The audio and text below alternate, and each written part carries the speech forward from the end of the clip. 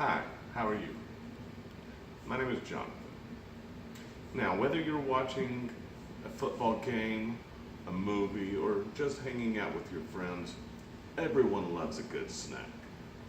One of my favorites is beef jerky. I'm sure you may like it as well. However, sharing beef jerky with all your friends can be expensive. It can cost anywhere from $2 to $3 for a single stick, on up to $15 to $20 for a larger bag. Now, we can alleviate this problem by making our own beef jerky. It's very easy as long as you have what it takes. Of course, in order to make beef jerky, you're going to need a dehydrator. This is actually what dries it and turns it into jerky. The cowboys, they used to make it on campfires. Ain't nobody got time for that. So we're going to use a professional dehydrator, such as this Nesco model right here. It's lasted me several years, makes it quick and easy. You're also going to need a way to slice your meat. You can either use a knife, that's the way I started out doing it. You can use a professional meat slicer, or you can even have the deli counter or the butcher where you purchase your meat, cut your meat for you. You're also going to need a way to store your meat. This could be a Tupperware container or other similar container, or it can be simple as a Ziploc bag, something sealable. I use gallon-sized Ziploc baggies. You're also going to want to use some paper towels to keep everything clean as you go along. Of course, the most important part is the beef. You can use whatever beef you like. I prefer chuck roast or sirloin, but you can use steak or brisket as well. Some people like to use whatever they can get more of for as very little money. Make sure it's lean meat. If it's not lean, trim the fat off of it yourself. If you like flavorings, you're going to want to get some spices as well, maybe some marinades or sauces. This all depends on your flavor palette.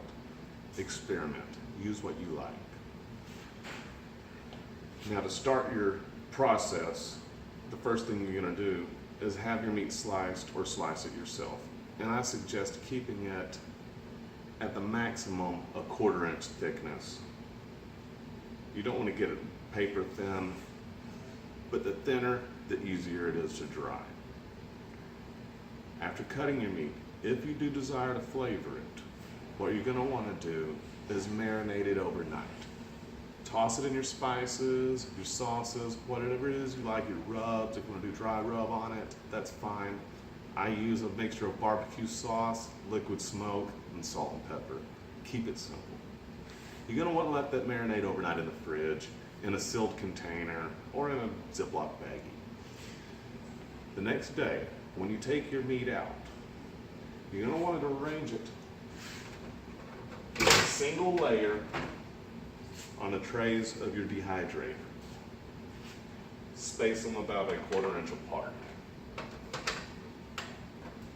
Next, you'll plug your dehydrator in. You want to make sure it's set at 155 degrees Fahrenheit. It's a preferred temperature for drying or curing meat. After maybe 4 to 6 hours, depending on the thickness of your meat, and you may want to check this about once an hour just to make sure the process is going smoothly. When it's done, you're going to want to take your meat out of the dehydrator. Just turn it off, unplug it, remove your slices. They should look something like this. Good stuff, by the way. You're going to want to put them on a tray or on a paper towel. Allow them to dry, covered with another paper towel, for about an hour before storing them or doing heavy eating. Of course, you can snack as much as you like during the cooling process. And that's how you make beef jerky.